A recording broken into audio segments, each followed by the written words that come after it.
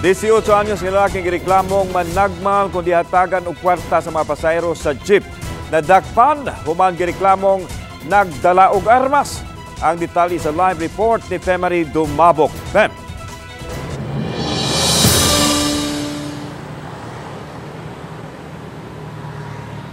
Nagtingkagol karon sa detention facility sa Cebu City Police ang 18 anyos nga dinakpan kinsa nipadayag og kaandam nga moatubang sa iyang kaso.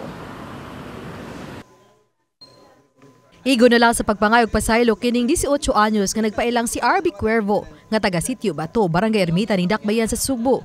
Gingong nabuhat niya ang pagpasakit sa mga pasahero sa jeep nga iyang panaygunan og pangayuan og kwarta tungod sa iyang kagutom. Nag-viral si Cuervo sa miaging simana human gipost ni Basak Pardo Barangay Captain Dave Tumulak ang pipila ka mga reklamo sa mga pasaherong paingon sa Kulon. Adunay mga pasahero nga iyang makambrasan, matamakan ang tiil kun dili mohatag og kwartas iyang pagpanaygon. Nasita na kini og namaymayan ni Tumulak og nangayo og pasaylo pinaagi sa online. Apan matud pa nga subli kining gireklamo nitong Sabado sa alauna sa kadlawon tugod na sa pagdala niini og armas. Pagpangayog pasaylo, pagpangayog dispensa sa kuan. So pag humanday adto nag-change route ni siya.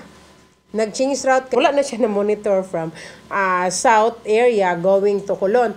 But naay gikataho nato nga before pa to na viral pod katong iyahang gikambras, nag-change route din siya. From Colon area na po siya going to the north. Nasakmit gikan sa dinakpan ng usa ka dilisensyadong caliber 38 nga dunay 3 ka mga bala.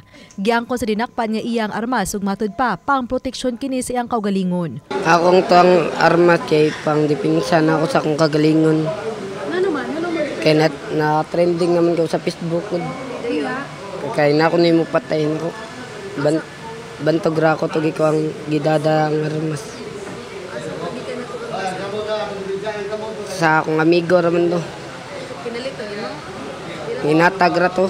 Nangayo siya og pasaylo sa mga tawo nga iyang napasakitan sa pagpanaygon nga mo iyang gisaligan nga makakwarta og makapalit og pagkaon. Ang pagpangayo og kwarta ngadto sa mga pasahero sa jeep mo iyang bugtong gisaligan human mabilanggo ang iyang maginikanan sukad sa iyang pagkabata. Ang timing kay to bagutom kay ko.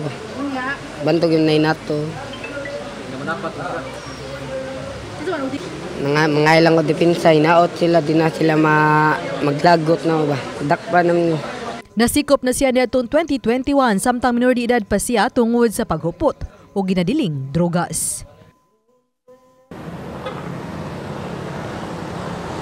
Lanawhag sa kapulisan pinaagi ni Police Lieutenant Colonel Rafter ngadto sa mga nabiktima ni Cuervo.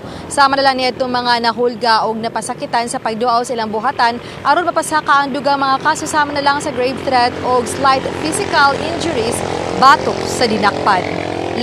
Okay, daghang salamat, Femari Dumabok.